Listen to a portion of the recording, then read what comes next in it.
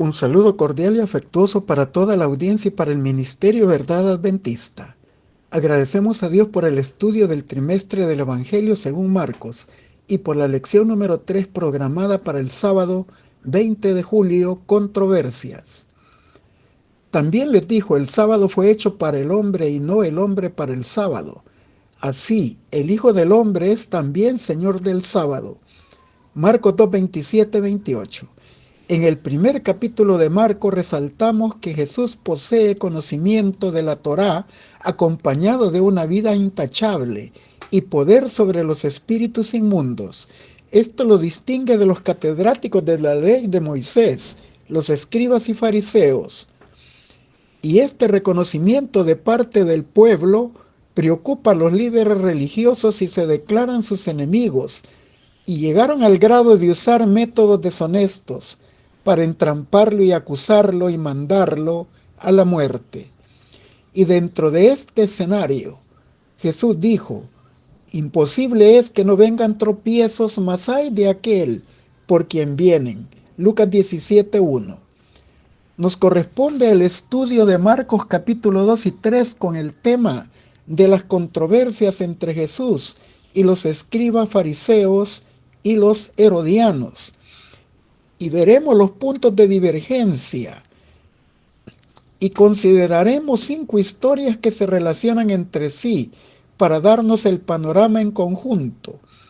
Y al hacerlo debemos de saber distinguir cuando Jesús ocupa un lenguaje literal, como en la narración de la curación del paralítico y del hombre de la mano seca, y también cuando ocupa un lenguaje simbólico al estilo de la parábola, como cuando habla de la casa dividida, o cuando habla a los mensajeros de Juan el Bautista, que sus discípulos se encuentran de bodas y no podían ayunar.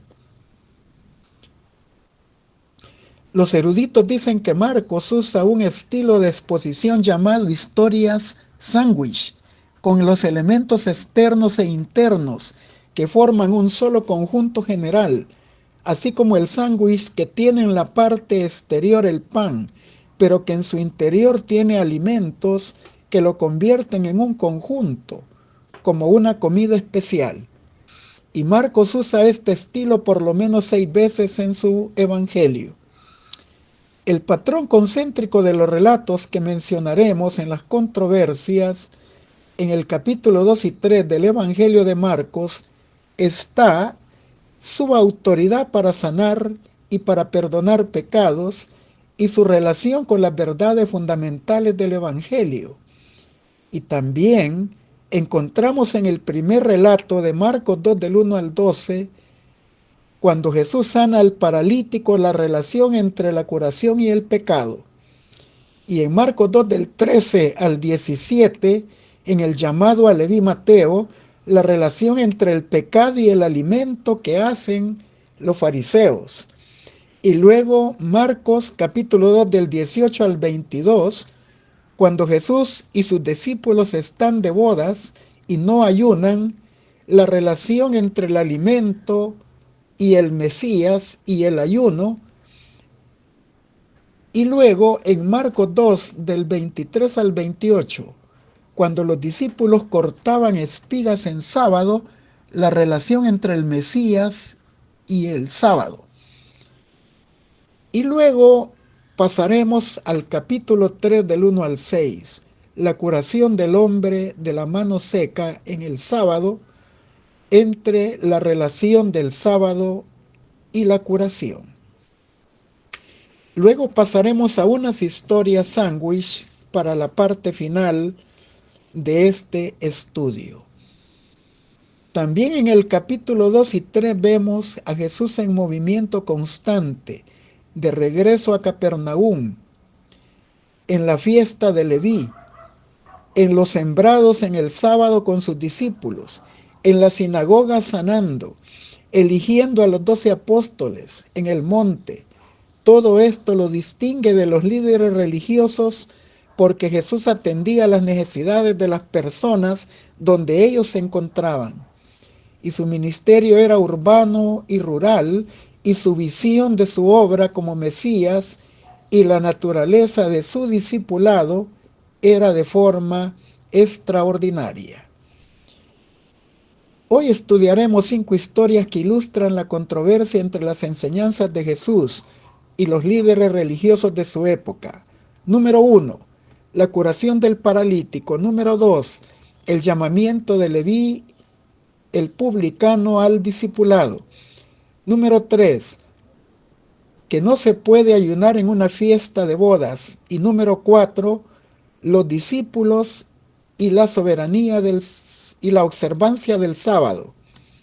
Número 5. La curación del hombre de la mano seca en el sábado, finalizando luego con las aplicaciones pertinentes. Comenzamos con la curación del paralítico. En Marcos capítulo 2, del 1 al 12, Jesús no enfrenta hoy a las fuerzas de las tinieblas. En esta primera controversia, él enfrenta a los dirigentes religiosos por haber curado a un paralítico. Y aquí Jesús relaciona el pecado con la enfermedad y hace una restauración integral en el enfermo. Las casas de Capernaum eran pequeñas y la multitud tuvo que rodear la calle, y vienen 4 hombres cargando a un paralítico que no podían entrar. Ellos suben al tejado plano de la casa y perforan el techo y bajan al paralítico enfrente a Jesús. El Señor valora la fe, el amor y la perseverancia de ellos. Todo el auditorium solo identificaba en el enfermo la necesidad de sanidad del cuerpo, pero con asombro ven que la prioridad que Cristo dio a la necesidad espiritual, al decirles: hijo, tus pecados te son perdonados. Marcos 2, del 1 al 5. Al instante los escribas que estaban presentes pensaron que Jesús cometía la blasfemia al asumir la prerrogativa de Dios. Marcos 2, 6, 7. Jesús les demuestra su capacidad divina de discernir sus pensamientos inicuos. Los enfrenta con un estilo de argumento usado por los rabinos, llamado el argumento de lo menor a lo mayor. Y les dice: ¿por qué caviláis así en vuestros corazones? ¿Qué es más fácil, decir al paralítico: tus pecados te son perdonados, o decirle: levántate, toma tu lecho y anda? Pues para que sepáis que el Hijo del Hombre tiene potestad en la tierra para perdonar pecados, dijo al paralítico: a ti te digo, levántate, toma tu lecho y vete a tu casa. Y él se levantó enseguida y salió delante de todos tomando su lecho. Y asombrados glorificaban a Dios diciendo: nunca hemos visto cosa tal. Marcos 2, del 8 al 12. Jesús primero se identifica como el Hijo del Hombre. Marcos 2, 10. Este título lo vincula con Daniel 7, 13, 14 y tiene implicaciones mesiánicas, y los confronta declarando que si puede hacer caminar al enfermo, tiene también la potestad para perdonar sus pecados. Aquí Jesús relaciona el pecado como la causa principal de la enfermedad y explica que al perdonar sus pecados, su restauración sería completa e integral. Si los escribas aceptaban este milagro, lo tendrían que reconocer como Mesías en su potestad de perdonar pecados, y se verían expuestos como blasfemos. Así que endurecieron su corazón y rechazaron, y continuarían acusándolo permanentemente más adelante de expulsar los demonios por el poder del diablo. Marcos 3:22.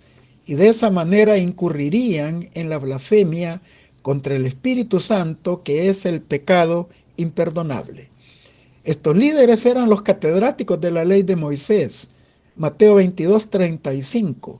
La controversia entre ellos y Jesús era por la enseñanza, por el testimonio y la autoridad del Señor. Y él los había denunciado en su hipocresía. Ellos dicen y no hacen. Y decía al pueblo que no siguieran sus malos ejemplos. Los escribas habían perdido de vista lo más importante de la ley: la fe. Mateo 23:23, la justicia, la misericordia y la humildad. Miqueas 6:8. En su incredulidad llegarían a rechazar cualquier enseñanza o milagro de Jesús. El Señor, además de tener una conducta intachable, aliviaba el peso de las enfermedades y de los pecados de los culpables y aún los libraba del peso abrumador de las tradiciones que imponían los dirigentes religiosos. Continuamos con el llamado de Leví el publicano a ser discípulo. En esta segunda confrontación, Marcos 2 del 13 al 17, Jesús hace un llamado directo a Leví, el publicano. Los publicanos en aquel entonces eran uno de los sectores marginados de la sociedad judía por su trabajo al servicio de los romanos, cobrando impuestos y en algunos casos incurriendo en injusticia al pedir más de lo justo y enriquecerse a costa de la explotación de sus hermanos. Leví estaba agradecido por el llamado de Jesús y le invita a una fiesta para que compartiera su mensaje con aquellos compañeros de su oficio y escucharan el evangelio de la salvación. Pero la presencia de Jesús en esa reunión propició otra confrontación con los escribas y fariseos, quienes basados en sus tradiciones juzgaban a Jesús por comer y beber con los publicanos y pecadores. La Mishnah declaraba inmundo a quien entraba en la casa de un publicano o lo invitaba a su hogar. El énfasis del relato es la relación entre la comida y la bebida con el pecado, y el Señor le responde que son los enfermos los que necesitan un doctor y no los sanos, y que Él había venido a sanar el alma enferma de pecado. Continuamos con no se puede ayunar en una fiesta de bodas. La historia anterior tiene relación con la presente, pero ahora son los discípulos de Juan el Bautista, quienes hacen la confrontación porque Jesús y sus discípulos no ayunan como lo hacían Juan el Bautista y ellos. Juan, por su vida en el desierto, practicaba el ascetismo religioso, acompañado de ayuno, y sus discípulos adoptaron el ayuno como práctica religiosa regular. El ayuno era una forma de lamentarse por calamidades acompañadas de clamor a Dios. Salmo 35:13, segundo libro de Samuel 12:16. Pero era también una forma de devoción religiosa. Pero Jesús observaba el único ayuno prescrito en la ley para el día de la expiación, Levítico 23. Y Jesús además dio al ayuno un significado más profundo. Cuando sintamos la necesidad de una comunión más intensa con Dios, entonces debiéramos ayunar. Pero en el caso de sus discípulos no necesitaban hacerlo porque gozaban la comunión diaria con Jesús. Y ante tal situación Jesús les dice en forma de parábola que sería extraño que los invitados a una boda se abstuvieran de comer y beber, y se identificaba a sí mismo como el esposo y a sus discípulos como los invitados a la boda. Mientras él como esposo estuviera con ellos, sería un tiempo de regocijo, no de llanto y ayuno. Pero al mismo tiempo les anuncia que llegaría el momento en que el esposo les sería quitado, y con estas palabras aludía a la pasión y muerte en la cruz.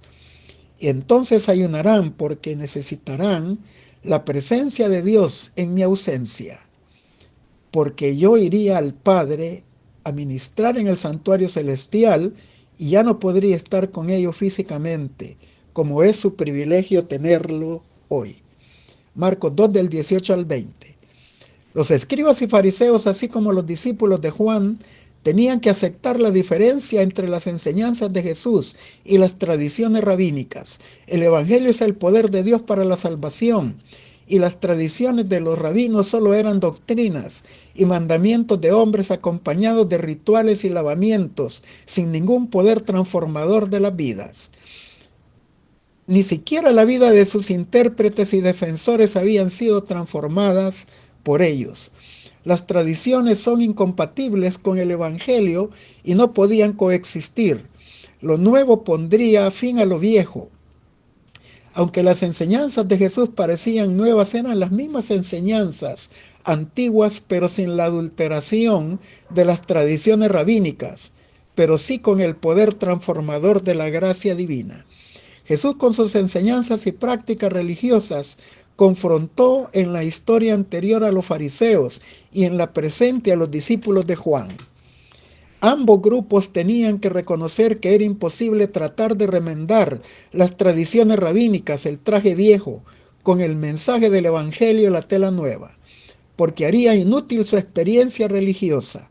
La comparación de Jesús de que el parche de tela nueva para remendar un traje viejo acababa por hacer más grande la rotura.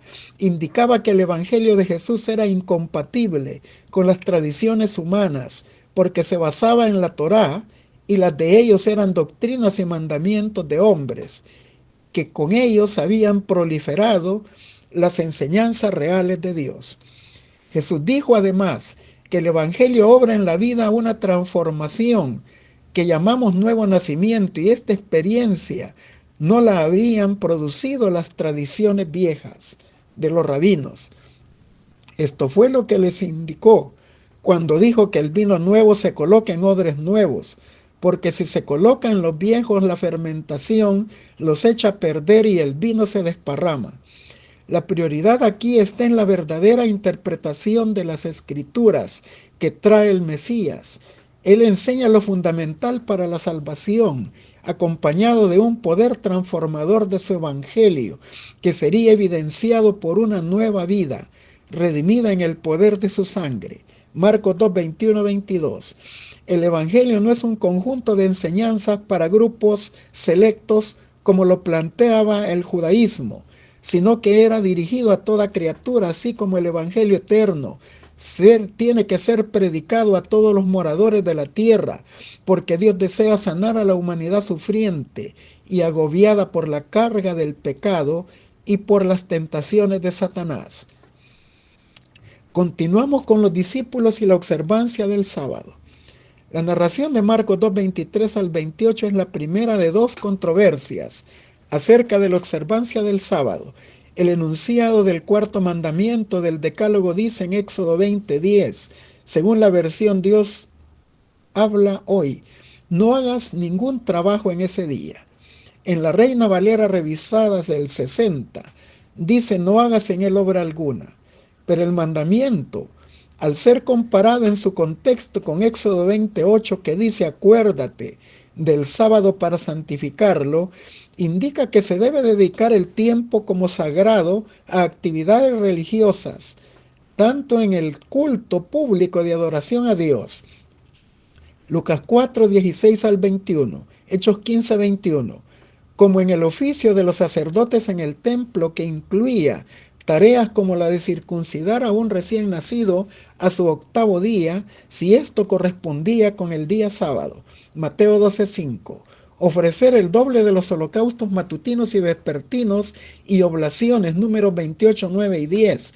Y entre las restricciones que figuran en la Torá estaban el no encender fuego por la fricción del pedernal, Éxodo 35, 3, ni cortar y recoger leña, Números 15, 32, ni cargar animales con mercadería y ejercer el comercio, ni pisar los lagares.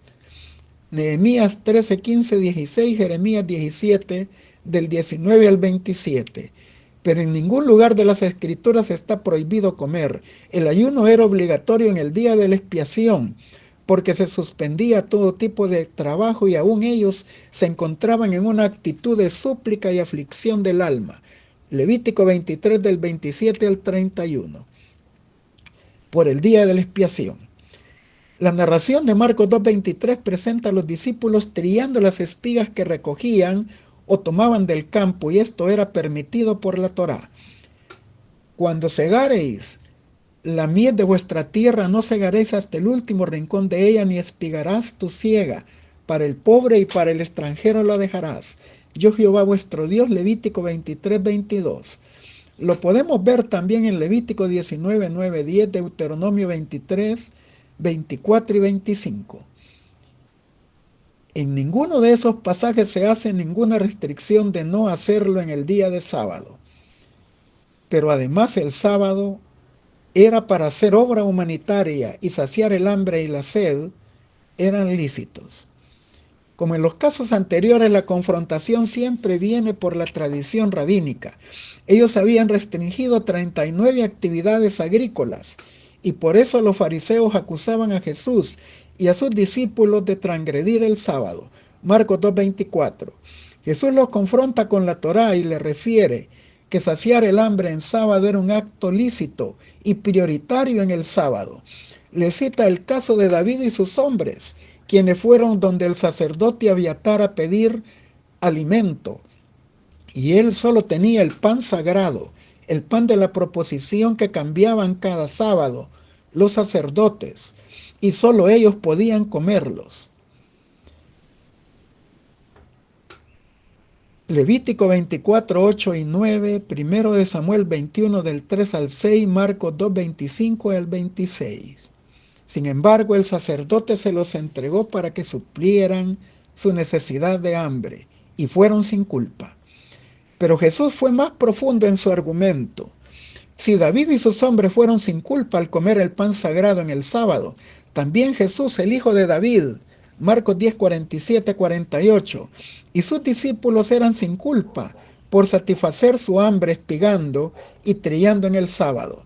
Y luego les dijo que el sábado fue hecho para beneficio del hombre y no a la inversa. Y además que quien autorizaba esto, tanto como lo hizo en el Edén, como en el Sinaí, y en esta ocasión era el Señor del sábado, el Hijo del Hombre, el Hijo de Dios, Jesucristo. Marcos 2, 27, 28. Continuamos con la curación del hombre de la mano seca en el sábado. Marcos 3 del 1 al 6 relata la segunda controversia en relación al sábado por la curación del hombre de la mano seca, y ahora intervienen los fariseos y los herodianos. Versículo 6. Y como sucedió con lo anterior, no había ninguna restricción en la Torá que impidiera hacer sano un enfermo en el sábado, sino que era otro invento de los rabinos, quienes prohibían curar enfermos en ese día santo. Lucas 13:14. Jesús, antes de sanar al hombre, les pregunta: ¿es lícito hacer en el sábado el bien o el mal, salvar una vida o quitarla? La respuesta a su pregunta era obvia: hacer el bien y salvar la vida son compatibles a la letra y espíritu del sábado. Marcos 12:12. Y ellos callaron, pero entristecidos por la dureza de sus corazones, sana al hombre de la mano seca. Marcos 3, 4, 5. La reacción de los fariseos y herodianos entonces no solo fue enojarse, sino planificar ya su muerte. Y estas intenciones maléficas violaban la letra y el espíritu mismo del día sábado. Las personas que en la actualidad no aceptan la vigencia del sábado tratan de respaldar sus argumentos utilizando las tradiciones de los rabinos como que si fueran la ley de Dios, y pasan por alto que el Mesías Jesucristo es quien tiene la verdadera forma de observar el sábado, a la cual debemos imitar en nuestro tiempo. Por motivo de lo anterior, debemos de reflexionar si nuestra observancia del sábado está en armonía con la Biblia, si hacemos lo lícito en ese día sagrado, o si fabricamos reglamentos para justificar la omisión o la comisión en ese día, y pasamos por alto lo que Dios exige de nosotros. Y también debemos de cuidar si nuestro testimonio no sea la causa de crítica o señalamiento que pueda impedir a alguien en lo futuro para observar los mandamientos de Dios por nuestra mala forma de aplicarlos. Pero Marcos capítulo 3 del 20 al 25 finaliza la narración con dos nuevas historias que la guía de estudio llama historias sándwich. Estos dos relatos se intercalan sin perder su independencia propia. El escenario presenta que los opositores de Jesús eran inicialmente los escribas, fariseos y herodianos, pero de forma irónica esta primera historia indica que se sumaron los mismos familiares de Jesús, quienes al escuchar las acusaciones de los enemigos de Jesús, pensaron que por las presiones sociales a las que estaba sometido, que le impedían aún el tiempo de ingerir sus alimentos, él estaba fuera de sí, y se acercarían a él con la idea de llevárselo de ese lugar. Marcos 3, 20, 21. y esta era una manifestación típica de las personas endemoniadas.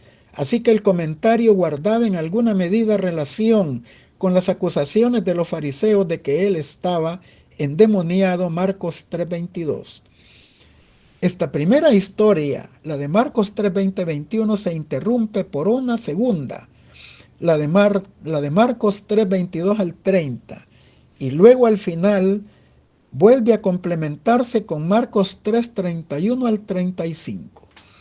A este fenómeno es lo que los eruditos llaman el estilo de historias sándwich, porque la primera historia es como el pan exterior y la segunda como los ingredientes interiores dentro del pan, pero al final en su conjunto dan un mensaje completo, así como el sándwich es el alimento final de todos los componentes unidos. En Marcos 3 del 22 al 30, ahora los escribas acusan a Jesús de obrar milagros con el espíritu de Belcebú, y Jesús los confronta con una parábola, entrelazando en su comentario la primera y la segunda historia. Inicia la confrontación con una pregunta general: ¿cómo puede Satanás echar fuera a Satanás? ¿Cómo tendría éxito si su propio reino y su propia casa están divididas? En esa condición su reino no prevalecerá. Pero luego presenta a Satanás como hombre fuerte que enfrenta a uno superior a él en poder, al Mesías, quien lo ata y lo saquea su reino, libertando a sus cautivos de la esclavitud del pecado, de la enfermedad, y expulsando a los demonios que los atormentaban. El mensaje de la parábola es más profundo y debe de comprenderse en su delicadeza.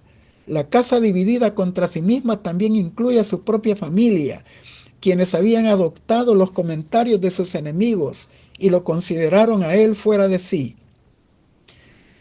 Había una disfunción que rompía la armonía familiar a tal grado que Jesús tuvo que redefinir quiénes en realidad eran su verdadera familia. Los que hacen la voluntad de Dios son su familia. Marcos 3, 34 y 35. Con esta redefinición el Señor aclara que su familia en sí no está dividida. Jesús y su verdad los unen. Pero el reino dividido, que Satanás, sí caerá. Pero Jesús va a lo profundo, señalando la raíz de este problema. Sus enemigos eran los que estaban bajo el control de Satanás, enceguecidos, llenos de incredulidad, rechazando su divinidad y atribuyendo sus milagros a la obra de Satanás. Y les aclaró que Dios perdonaría todo pecado y blasfemia hecha contra él. Mateo 12:32.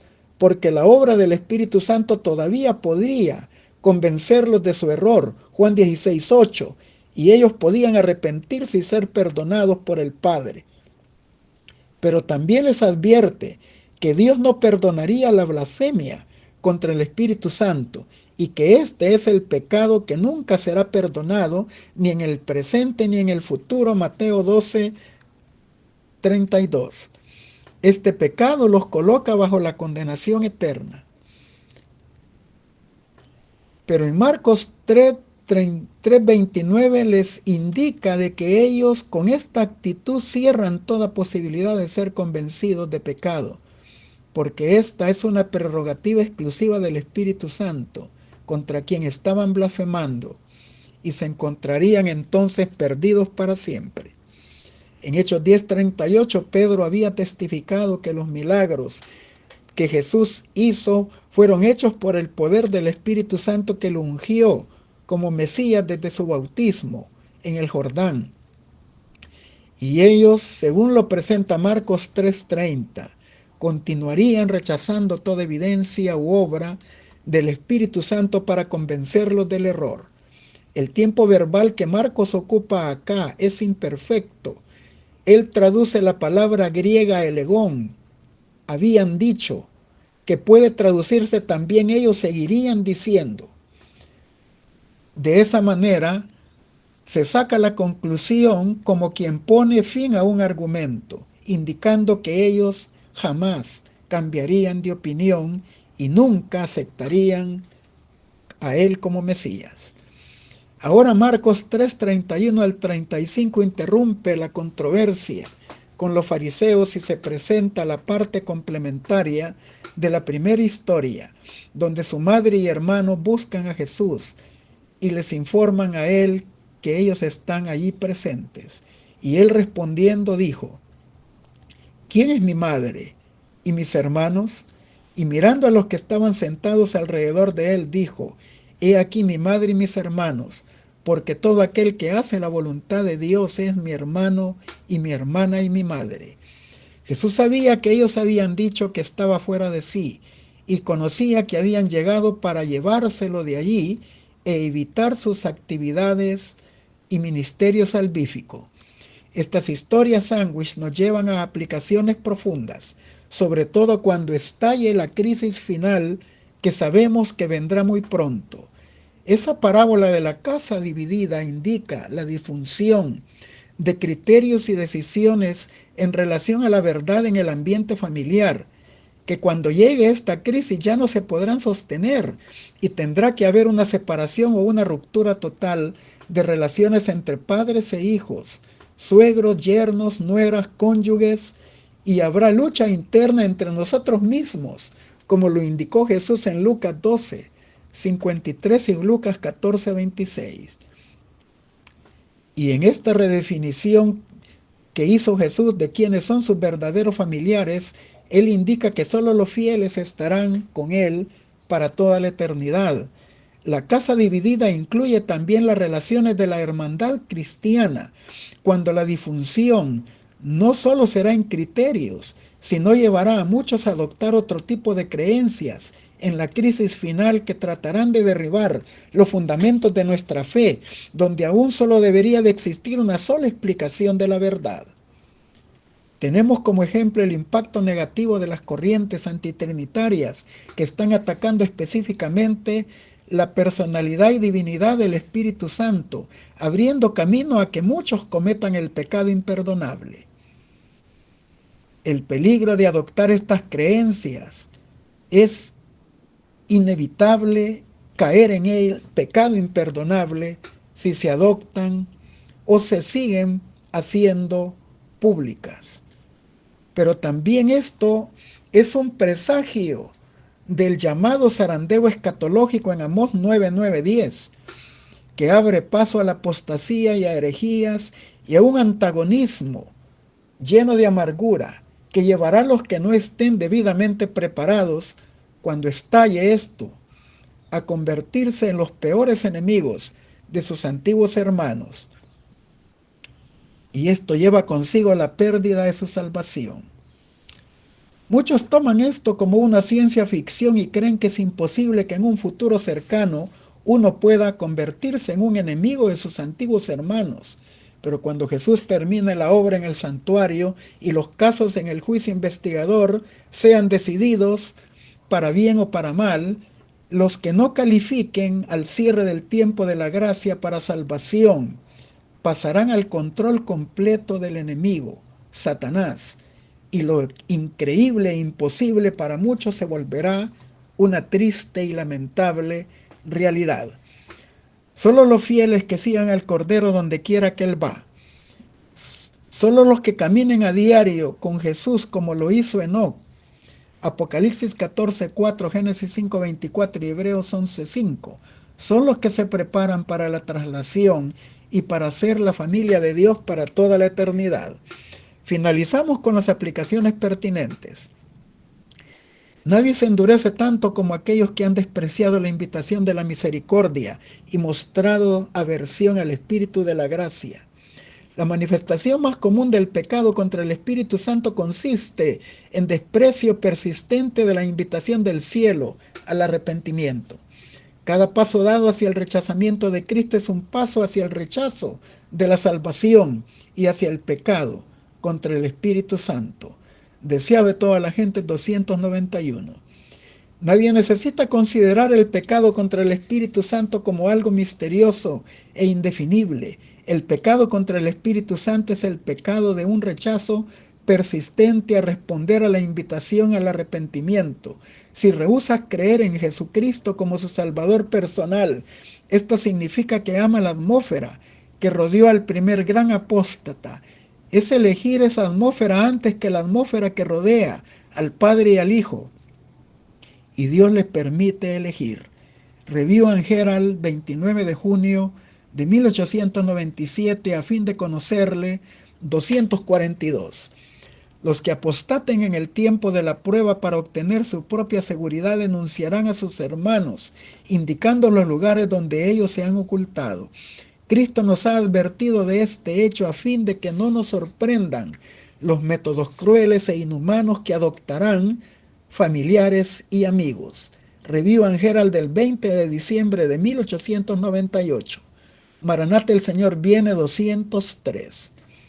El permanecer de pie en defensa de la verdad y de la justicia cuando la mayoría nos abandone.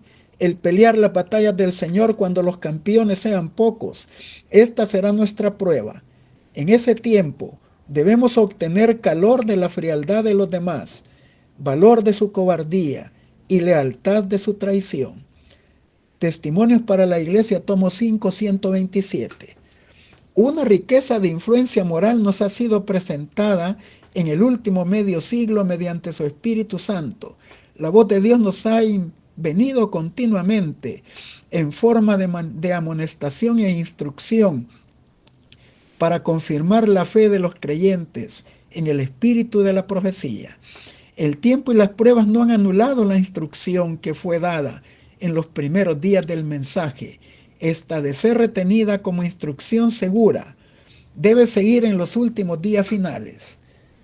Los que son indiferentes a esta luz e instrucción no deben esperar escapar de las trampas que, según se nos ha dicho claramente, harán que los que rechazan la luz tropiecen y caigan y sean entrampados y retenidos allí. Si estudiamos cuidadosamente el segundo capítulo de Hebreos, aprenderemos cuán importante es que retengamos firmemente cada principio de la verdad que ha sido dada. Review and Herald del 18 de julio de 1907, Mensajes Selectos, tomo 1, página 46. Les deseo un feliz sábado en la bendita presencia de nuestro Señor.